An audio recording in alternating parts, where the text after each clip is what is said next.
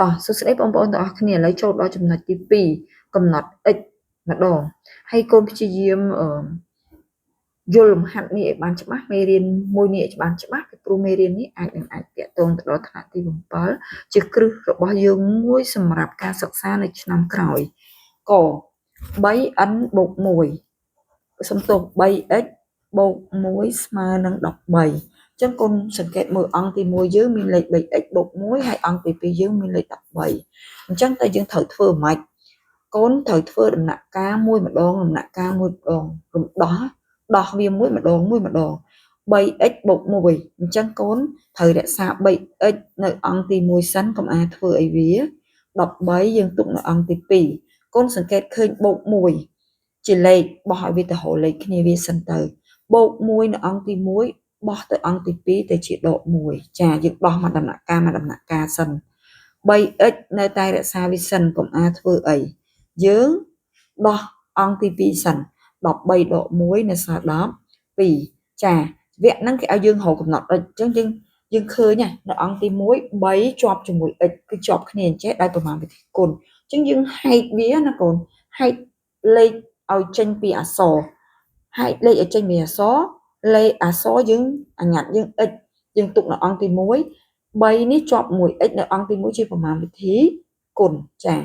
បោះទៅអង្គទី2คล้ายទៅជាប្រមាណវិធីចែកយើងអាចរកតម្លៃ x ឃើញទេប៉ុណ្ណឹងចាយើងអាចរកតម្លៃឃើញហើយដែលយក12ចែកនឹង3ឃើញ4មានន័យថាតម្លៃ x ស្មើ4អញ្ចឹងសាកកូនយក4នេះយកទៅចំនួនឡើង x 4ជាប់ x ដោយប្រមាណ3ជាប់ x ដោយប្រមាណវិធីគុណអញ្ចឹងបើសិនជា x មានតម្លៃ4 3គុណនឹង4 12ត្រូវទេកូន12បូកនឹង1ស្មើនឹង13គឺស្មើនេះហេចាស្មើគ្នាតោះ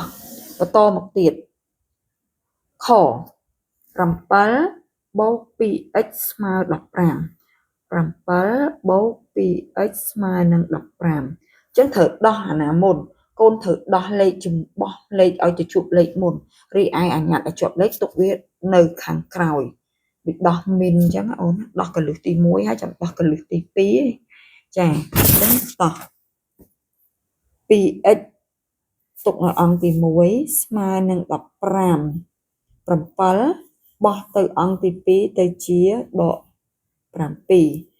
2x ស្មើ15ដក7នៅសល់ប៉ុន្មានកូន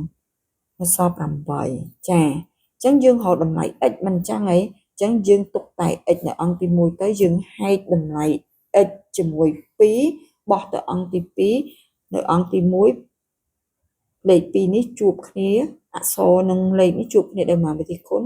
បោះទៅអង្គទី2ជាប្រមាណវិធីចែកចាអញ្ចឹងយើងបាន x យកចែកធម្មតាមក8ចែក2ស្មើនឹង4អញ្ចឹងតម្លៃ x ស្មើនឹង4អញ្ចឹងអ្នកគ្រូសុំសរសេរកន្លែងនេះ x ស្មើនឹង4ខ្ទង់ខហើយខ្ទង់កខ្ទង់ខ x ក៏ស្មើនឹង4អញ្ចឹងយើងយកផ្ទៀងផ្ទាត់តើធ្វើត្រូវអត់4យកគុណជាមួយនឹង2 8 7បូក8ប៉ុន្មានកូនចា15ស្មើនឹង15មានន័យថា15ស្មើនឹង15អញ្ចឹងមានន័យថាតម្លៃ x ដែលយើងរកឃើញ4គឺត្រឹមត្រូវ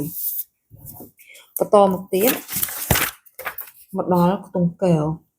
15ស្មើនឹង 6x បូក1កូនមើលកន្លែងណាជាលេខគឺថា 6x បូក1ណាជាលេខឲ្យគេរត់ទៅលេខគ្នាគេសិនលេខណាដែលជាប់អញ្ញត្តិទុកម្ដុំសិន15បូក1បោះមកនេះដក1 6x នៅដល់ដែរ15ដក1នៅសល់10 4 6x នៅដល់ដែរអញ្ចឹងយើងរក x ហើយយើងបោះមកនេះមក14ដកចេះសំទោសចែកនឹង6មកអញ្ចឹងយើងចែកមកកូន14ចែកនឹង6ដាក់បានប៉ុន្មានដាក់បាន3លើសដាក់2 2 6ដង12ចាពី6ដង12 14ដក12នៅសល់2ថែម0បានចុចដាក់បានប៉ុន្មានកូន3 6ដង15 3 18ដក20ដក18សល់2យើងថែម0ទៀតបាន3ទៀត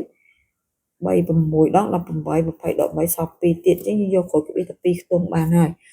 សម្រាប់ខ្ទង់មួយនេះគឺ ជាចំនួនទស្សភាគហើយអញ្ចឹងយើងអាចដូរថានាំឲ្យ x ស្មើនឹង 2.33 ចាទង្កើ x ស្មើនឹង 2.33 ខ្លួនឯងដឹងថាធ្វើត្រូវខុសអាចយកទៅផ្ទៀងផ្ទាត់នៅចំពោះតម្លៃ x បានខែ4បូកនឹង 2x ស្មើនឹង 9 4បូក 2x ស្មើនឹង 9 ចាអញ្ចឹង 2x រក្សានៅអង្គទី1ដដែល 2x រក្សានៅអង្គទី1 9នៅអង្គទី2បោះ4ទៅអង្គទី2បូក